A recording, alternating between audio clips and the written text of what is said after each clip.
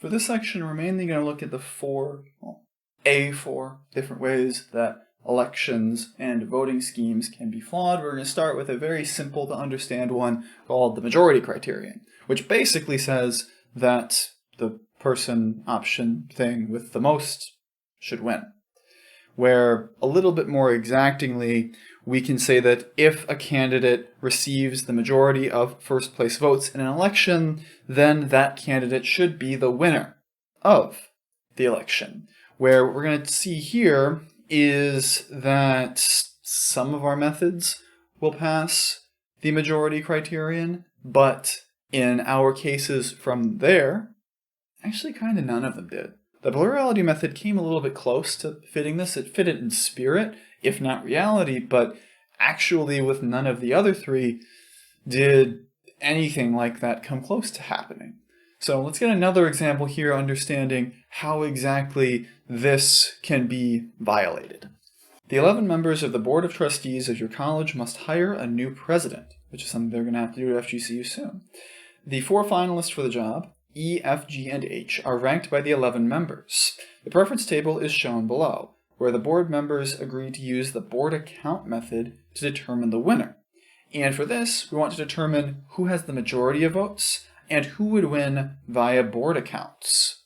So for that first part, we can pretty clearly see that E has the majority, with, in particular,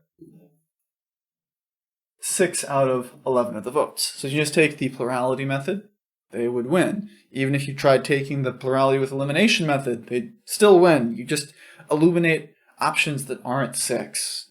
Nobody would pass them. However, if we use board accounts instead, then we would end up setting that sort of preference scoring option. Put 2 there. We end up setting that preference scoring option where of those 6 votes that E won, they'd get 24 points, F would get 18, G would get 12, and H would get 6. Then for the 3 that has G as the winner, they would get 12, followed by 9 for H, 6 for F, and 3 for E because they came in last. And then for the other 2, you would have F getting 8 2 times 4 for first place out of 4. Then G gets 2 times 3 for 6 for second out of 4. H gets 2 times 2 for 4. Or 2 times 2 for 4, which comes from third out of 4, and then E would only get 2 points. So if you add all those points up, you'd end up having that E would get 29 points, F would get 32 points, G would get 30, and H would get 19. So H is definitely last, as they're not very high ranking on really any of those 3 ballots.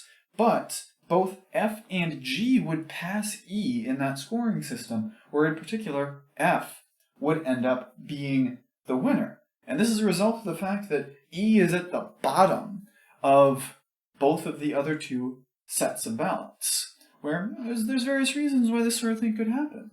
Perhaps the 5 people who put those ballots there knew E personally from other work, or they knew E more specifically than the 6 that voted for them did. Maybe the 6 only knew the resume, and the other 5 understood that that person was not trustworthy and was going to run the school into the ground before they jumped away with a golden parachute. And they very strongly did not want that candidate there, E, so they sunk them on the ballot. They did some, as we talked about earlier, tactical voting, perhaps. We don't know for sure. This is a contextless example, but it's a little bit of a sense there of how the majority criterion can be violated using board accounts. And next, we're going to look at another hopefully understandable criteria with what is called the head-to-head criterion for direct comparisons.